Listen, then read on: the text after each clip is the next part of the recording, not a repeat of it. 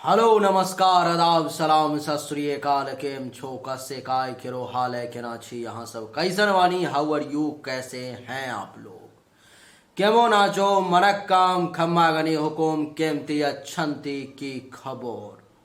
उम्मीद करता हूँ कि आप लोग बहुत अच्छे होंगे, स्वस्थ होंगे, दुरुस्त होंगे और आपका समय बहुत मजे में बीत रहा होगा। मित्रों, आज के इस वीडियो में मैं राजा मिश्रा आपसे चर्चा करने जा रहा हूं मिथुन राशि वालों के बारे में। 29 अप्रैल को शनिदेव राशि परिवर्तन करने जा रहे हैं। अभी 29 अप्रैल से पहले पहले शनिदेव मकर राशि में हैं और 29 अप्रैल से कुंभ राशि में प्रवेश कर जाएंगे। 29 अप्रैल को शुक्रवार का दिन है। 12:17 दोपहर में शनिदेव कुंभ राशि में प्रवेश करेंगे। इसका मिथुन राशि वालों पर में क्या प्रभाव पड़ेगा, आइए इसी के विषय में आज इस वीडियो में चर्चा करने जा रहा हूं।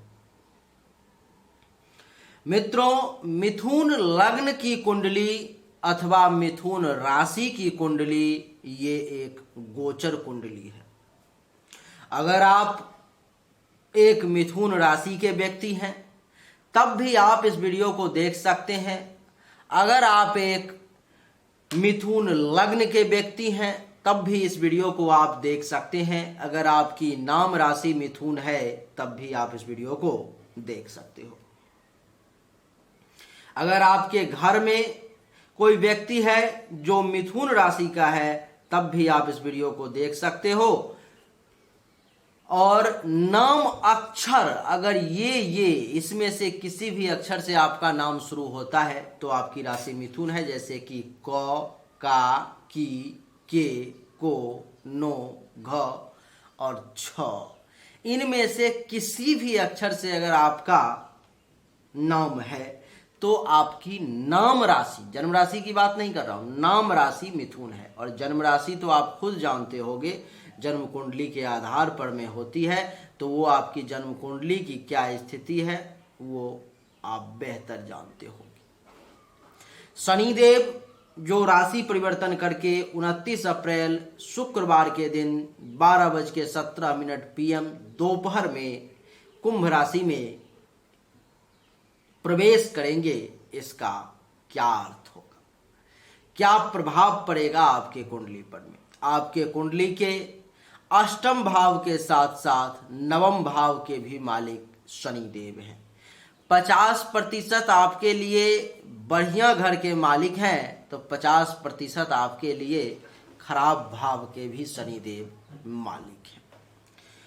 इसका क्या प्रभाव आप पर में पड़ेगा, आइए एक एक करके चर्चा करते हैं और समझने का प्रयास करते हैं। मित्रों, नवम भाव में कुंभ राशि में शनिदेव के बैठने का अर्थ है कि 5 प्रकार के राजयोग होते हैं।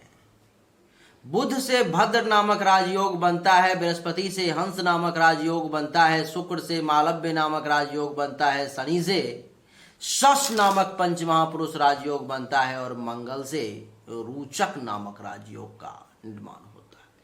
मूल रूप से ज्योतिष शास्त्र में यही 5 प्रकार का राजयोग होता है जिसको पंच महापुरुष राजयोग कहा गया है। और ऐसे तो हजारों प्रकार के राजयोग होते हैं, लेकिन वो सब छोटे छोटा है, उस सब का ज्यादा वैल्यू ज्योतिष शास्त्र में नहीं है।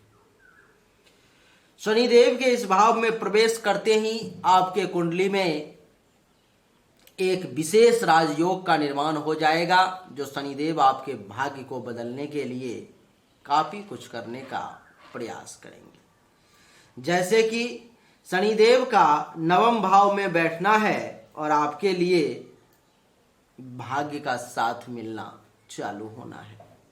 29 अप्रैल को 12:17 शुक्रवार के दिन से आपको भाग्य साथ देना शुरू कर देगा, क्योंकि भाग्य के घर में ही राजयोग का निर्माण हुआ है। भाग्य भरोसे आपका काम अपने आप होना शुरू हो जाएगा। जिस काम को करने के लिए आप लंबे समय से परेशान थे, आप कोशिश कर रहे थे लेकिन सफलता नहीं मिल पा रही थी, आप मेहनत की चरम सीमा पर पहुंच रहे थे लेकिन फिर भी सफलता आपके करीब आने का नाम नहीं ले रही थी, आपके हाथों से थोड़ी थोड़ी से आपकी सफलता फिसल करके मछली की तरह पानी में भाग जा रही थी। तो इस समय में आप अपना तैयार हो जाएं हिम्मत के साथ, मेहनत के साथ, और 29 अप्रैल को 12:17 के बाद आपका भाग्य अपने आप बदलना शुरू हो जाएगा। भाग्य का विशेष साथ मिलना शुरू हो जाएगा। भाग्य जो है आपको ज्यादा से ज्यादा सपोर्ट करना शुरू कर देगा। जिस काम में हाथ लगा देंगे अपने आप वो काम होता चला जाएगा। ये शनिदेव का प्रभाव होगा, क्योंकि ये घर भाग्य का है। गोबर को, मिट्टी को भी छू देंगे तो सोने की तरह काम करेगा। भाग्य जब खराब हो जाता है तो सोना को भी छू दो तो मिट्टी हो जाता है, गोबर हो जाता है। और भाग्य का जब साथ मिलता है, कहते हैं कि अल्लाह मेहरबान तो गधा पहलवान। यानी कि भगवान की जब कृपा होती है तो एक बेवकूफ से बेवकूफ व्यक्ति भी उस मंजिल पे पहुंच जाता है, उस रास्ता को चुन लेता है, उस जगह को पकड़ लेता है जहां पे एक योग्य से योग्य व्यक्ति भी नहीं पहुंच पाता। तो वही भाग्य इस समय में आपके पक्ष में आने वाला है। 29 अप्रैल को 12:17 के बाद भाग्य का खूब साथ मिलने वाला है। भाग्य भरोसे अपने आप काम होने वाला है। ये जो 9वां भाव है भाग्य के साथ साथ आपके धर्म का भी होता है। तो धर्म के क्षेत्र में भी आप बढ़िया प्रदर्शन करने वाले हैं, प्रयोग करने वाले हैं, साधना करने वाले हैं। धर्म का पालन करते हुए और आप बढ़िया तरीके से काम को आगे बढ़ाने वाले हैं। धर्म आपके साथ खड़ा होगा, धर्म आपका साथ देगा, धर्म आपके लिए वो हथियार बन के खड़ा हो जाएगा जिसके माध्यम से लोग विजय प्राप्त करते हैं। तो धर्म का पालन आप भी सही तरीके से करेंगे और धर्म भी जो है आपका साथ सही तरीके से देगा। ये जो 9वां भाव है मित्रों, धर्म के साथ साथ तीर्थ यात्रा का भी होता है। तीर्थ यात्रा करने का सौभाग्य भी प्राप्त होगा। बहुत दिन से प्लानिंग चल रही थी लेकिन सफलता नहीं मिल पा रहा था। बहुत दिन से सोच रहे थे कि तीर्थ यात्रा करने जाऊंगा। रामेश्वरम जाने का प्लान था बहुत दिन से लेकिन नहीं जा पा रहे थे। मंदिर जाने की सोच रहे थे लेकिन नहीं जा पा रहे थे। गंगा स्नान करने की सोच रहे थे लेकिन हो नहीं पा रहा था। मित्रों, गांव के ही आसपास के कोई मंदिर में जाने का प्लानिंग एक लंबे समय से कर रहे थे लेकिन नहीं जा पा रहे थे। इसका क्या अर्थ है? इसका अर्थ यह है कि धर्म के पालन करने का, तीर्थ यात्रा करने का योग आपके कुंडली में नहीं बन रहा था, जिसके कारण से भाग्य आपका साथ नहीं दे रहा था और आपको प्रभु याद नहीं कर रहे थे, इसीलिए प्रभु तक आप पहुंच नहीं पा रहे थे। तो 29 अप्रैल को 12:17 के बाद से धर्म का साथ मिलेगा, धर्म का पालन करेंगे, तीर्थ यात्रा करने का मौका मिलेगा और भाग्य का भी आपको सहयोग प्राप्त होगा। ये जो 9वां भाव है मित्रों, आपके यश का भी होता है, जिसके कारण से आपके यश में भी वृद्धि का पूर्ण योग बनेगा और लोग आशीर्वाद भी देते हैं। कहते हैं कि यशस्वी भव, यशस्वी भव, अर्थात तुम्हारे यश की जय हो। तुम्हारा जो यश है वो बढ़ता रहे, तुम्हारी कृति जो है बढ़ती रहे, क्योंकि मनुष्य के इस शरीर का अंत हो जाता है, मनुष्य का ये शरीर जो है सो समाप्त हो जाता है, लेकिन उसकी यश सदैव जिंदा रहती है। हमेशा उसका यश जो है सो उसको अमर बनाए रखता है। आप कहोगे कि भाई व्यक्ति मर गया और आप अमर की बात कर रहे हो, वो कैसे? तो आप सुन लो। जैसे कि आज सुभाष चंद्र बोस हमारे बीच नहीं है, लेकिन हम लोग उनका नाम लेते हैं। क्यों नाम लेते हैं? क्योंकि उनको वो यश प्राप्त हुआ। आज वो मर गए, लेकिन उनका यश आज भी हमारे बीच में है और हम लोग यशोगान करते हैं। आज भगवान श्री राम नहीं है हमारे बीच, वो इस शरीर को त्याग करके अपने परम धाम को चले गए, लेकिन उनके द्वारा की गई कृति जो है, उनके द्वारा किया गया यश जो है, आज भी हम उसका गान करते हैं।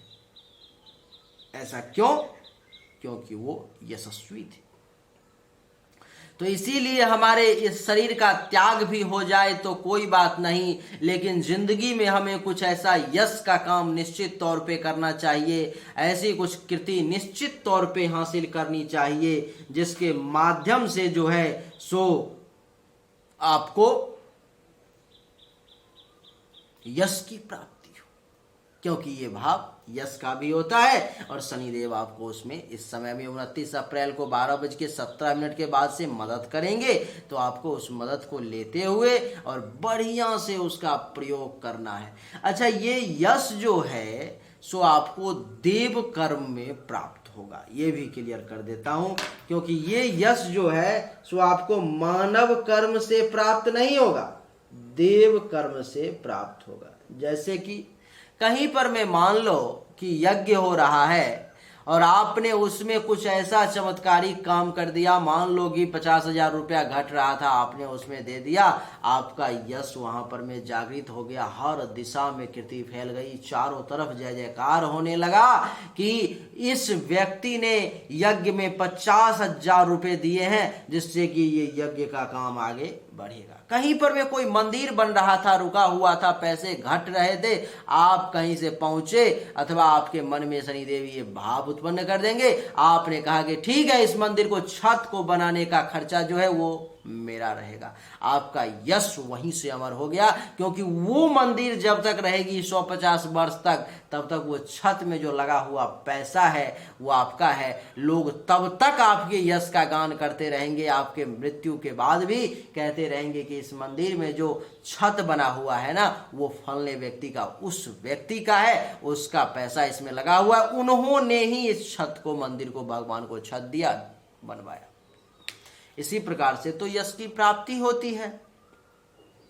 आपने कहीं पर में कोई धार्मिक स्थल पर में कोई पूजा पाठ हो रहा है, उसी में कुछ विशेष मदद कर दिया। तो इस प्रकार से हमारे यश में जो है सो दिन प्रतिदिन वृद्धि होती है और हमको अपने यश को प्राप्त करने का हर संभव प्रयास करना चाहिए। मित्रों,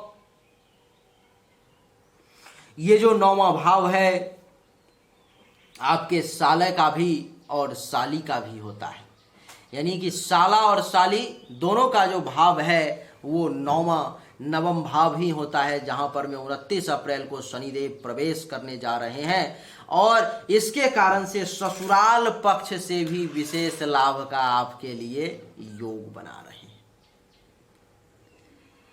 विशेष करके साला से आपको लाभ का योग बनेगा और साली से भी लाभ का योग बनेगा। ससुराल से कुछ विशेष लाभ के योग बन जाएंगे जिसकी आपने कल्पना कभी भी नहीं की होगी। ये जो 9वां भाव है देवी और सज्जनों, संत महात्मा ऋषि मुनि ब्राह्मण आचार्य और आपके गुरु सन्यासी का भी होता है, जिसके कारण से शनि देवता की कृपा से संत महात्मा ऋषि मुनि ब्राह्मण सबका आशीर्वाद आपको मिलने वाला है। आप कहोगे कि इनके आशीर्वाद से क्या हो जाएगा? इनका आशीर्वाद अगर मिल ही जाए तो कौन सा मैं करोड़पति बन जाऊंगा, कौन सा मैं अरबपति बन जाऊंगा, कौन सा इन्होंने कहा कि धनवान भव और मैं अरबपति बन गया। ऐसा तो हमने होता हुआ कभी नहीं देखा। आपके मन में ये प्रश्न आ सकता है, क्यों मैं ब्राह्मण की पूजा करूं, क्यों मैं ब्राह्मण से, संत महात्मा ऋषि मुनि से, वैदिक पंडित से आशीर्वाद लूं, इसकी क्या आवश्यकता है। शास्त्र में इसका वर्णन है मित्रों।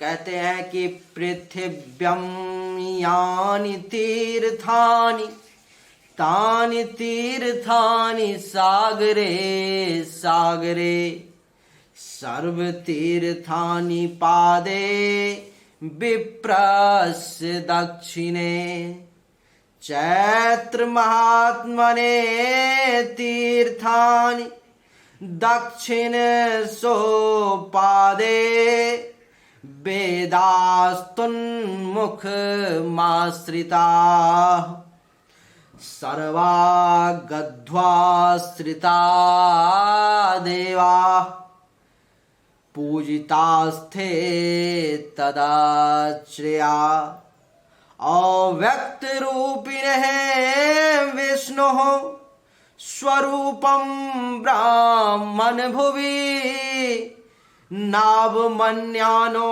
निरोध्या कदाचिन्मिच्छिता। अर्थात क्या अर्थ है इसका? इसका अर्थ है कि मैं उस श्रेष्ठ ब्राह्मण की महिमा आपको कहता हूँ, उस संत महात्मा की महिमा आपको कहता हूँ। पृथ्वी पर में जितने भी तीर्थ हैं वो सब तीर्थ नदियों में आके मिल जाते हैं। सभी तीर्थ संपूर्ण पृथ्वी पर में, संपूर्ण ब्रह्मांड में जितने भी तीर्थ हैं वो सब के सब तीर्थ नदियों में आके मिल जाते हैं। और वो नदी समुद्र में जाकर मिल जाता है। समुद्र में जितने तीर्थ हैं वो सब तीर्थ ब्राह्मण के दाहिने चरण में वास करते हैं।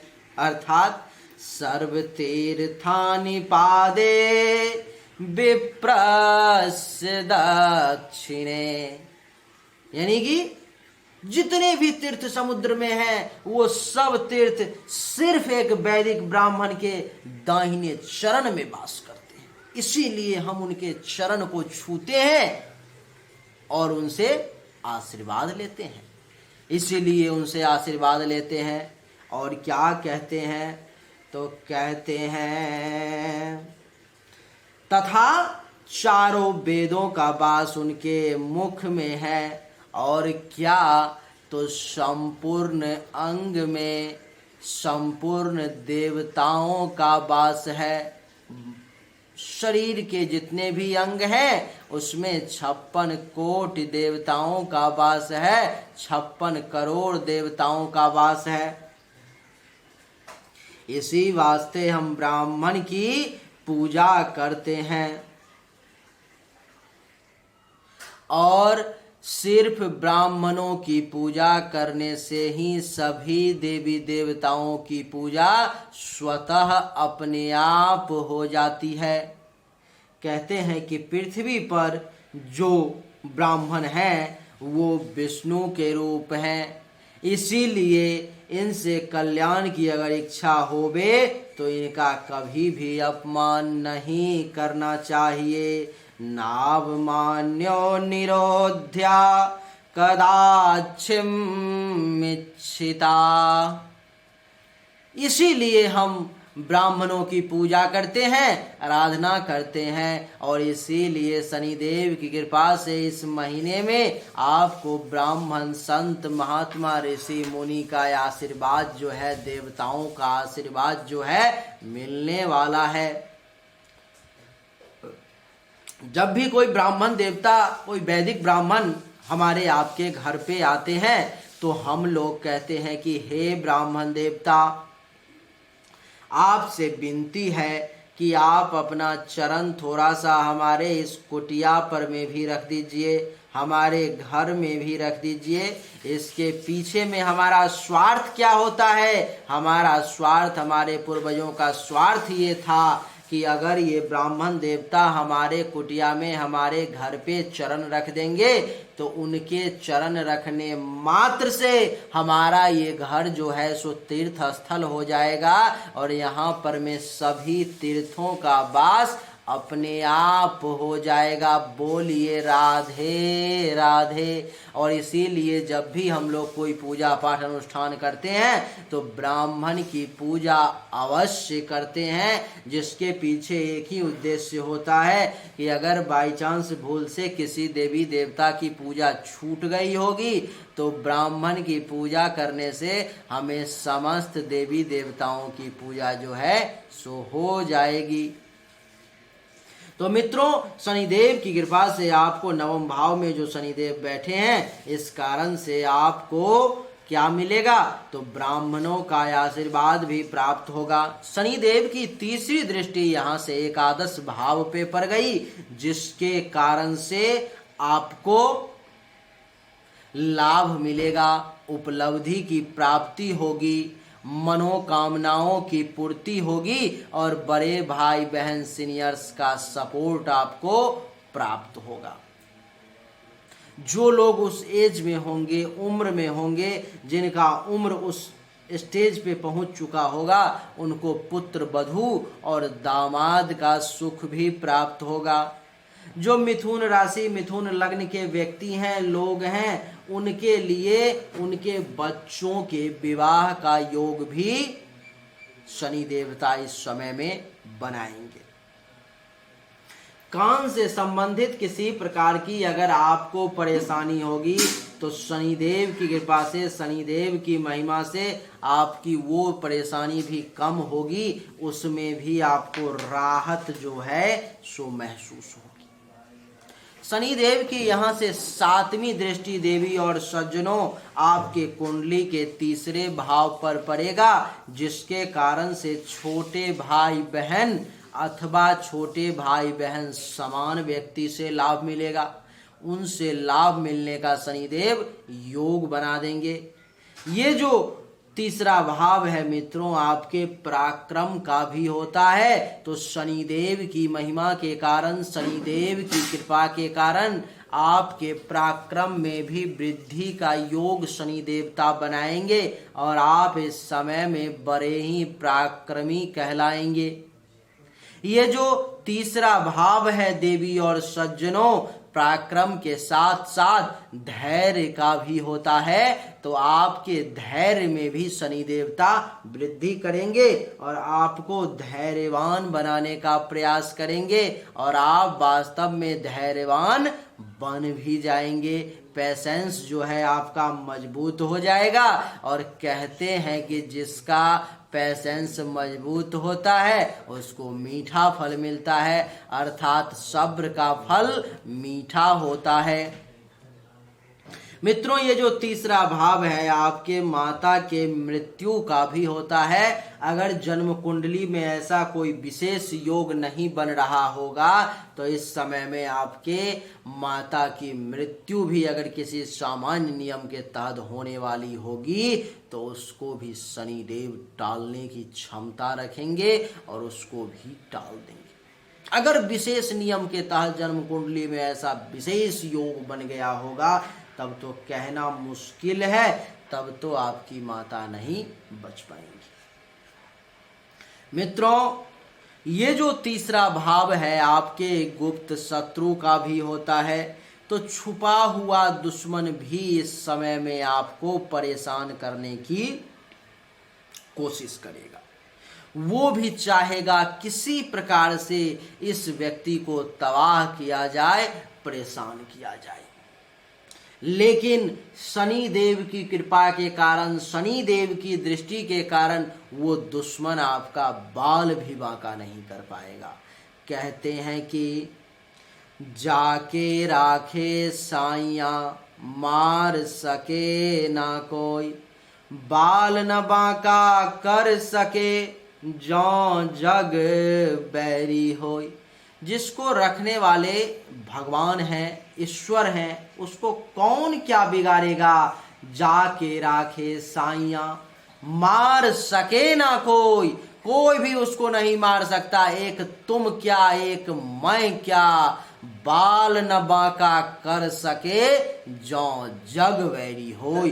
ये पूरा दुनिया, ये पूरा हिंदुस्तान, ये पूरा ब्रह्मांड, ये पूरा पाकिस्तान, चीन, जापान, अमेरिका, ऑस्ट्रेलिया, रूस, यूक्रेन, सारी शक्ति भी अगर मिल जाए और ऊपर वाला अगर चाहता है कि आप बचे रहो, तो प्रहलाद को याद कर लो, अपने आप एग्जाम्पल मिल जाएगा। हर कोई उसके विरोध में मारने के फिराक में लगा हुआ था, हर शक्ति वहां पर में जाकर के असफल हो गई।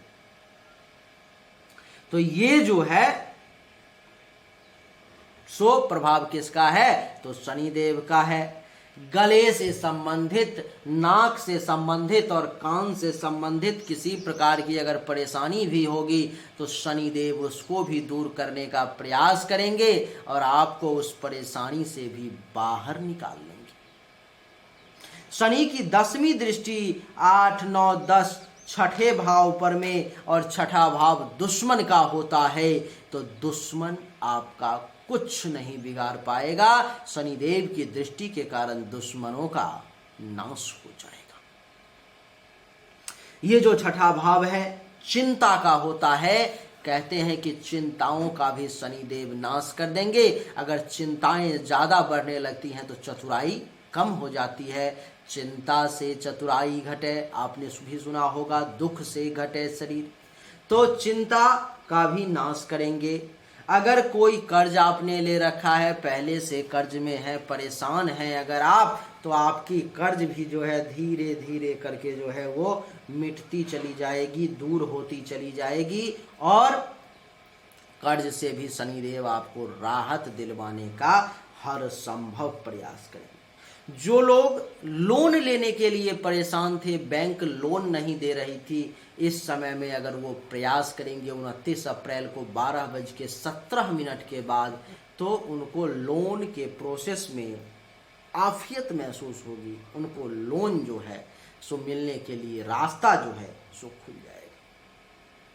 ये जो छठा भाव है मित्रों, आपके केस मुकदमा का भी होता है, जिसके कारण से शनिदेव की कृपा से केस मुकदमा से राहत देखने को मिलेगी। केस मुकदमा आपको परेशान नहीं करेगा। केस मुकदमा से आप अगर लड़ भी रहे हैं, अगर आपके ऊपर में किसी ने केस कर दिया है अथवा आपने किसी के ऊपर में केस कर दिया है, फिर भी फैसला आपके ही तरफ आएगा, अथवा यूं कहूं तो आप राहत महसूस करेंगे। आपको ऐसा लगेगा कि ये जो केस चल रहा है उस 29 अप्रैल 2022 को 12:17 के बाद आपको अपने आप में आफियत महसूस होगी। ऐसा लगेगा कि कुछ न कुछ चमत्कार तो जरूर हुआ है, जिसके माध्यम से हमारा मेहनत जो है वो रंग लाया है। मित्रों, ये जो छठा भाव है आपके पेट का भी होता है। तो पेट से संबंधित किसी भी प्रकार की अगर परेशानी आपको है तो वहां भी शनिदेव की दृष्टि से राहत महसूस होगी। ये जो छठा भाव है आपके अपयश, कलंक, आरोप का है। अगर आप पर में किसी प्रकार का कोई आरोप लगाया हुआ है, अगर आप किसी कलंक से घिरे हुए हो, आप पर में किसी ने कोई अपयश लगा दिया है, झूठा आरोप लगा दिया है, तो शनिदेव उस आरोप को भी नाश करने का प्रयास करेंगे। ये जो छठा भाव है मित्रों, आपके शोक और दुख का भी होता है। तो शनिदेव की महिमा के कारण, शनिदेव की कृपा के कारण आपके शोक का भी नाश होगा, दुख का भी नाश होगा। आपके मन में ये विचार आ रहा होगा कि क्या 29 अप्रैल 2022 के बाद शनिदेव के लिए किसी प्रकार का कोई उपाय भी करना है। तो आपको किसी प्रकार का कोई उपाय नहीं करना है। ये सब फल जो आपको मिलेगा वो कब से कब तक? तो 29 अप्रैल 2022 12:17 PM से लेकर के 12 जुलाई 2022 10:26 AM तक ये सब परिणाम की आपको प्राप्ति होगी। अगर जन्म कुंडली में भी समय बेहतरीन चल रहा होगा तो ये आपको 4 चांद लगा देगा। अगर जन्म कुंडली में समय खराब चल रहा होगा तो 50% ही अच्छे फल की आपको प्राप्ति हो। उम्मीद करता हूं वीडियो पसंद आया होगा। अगर पसंद आया तो इस वीडियो को लाइक करें, शेयर करें, चैनल को सब्सक्राइब करके बेल आइकन के बटन को दबा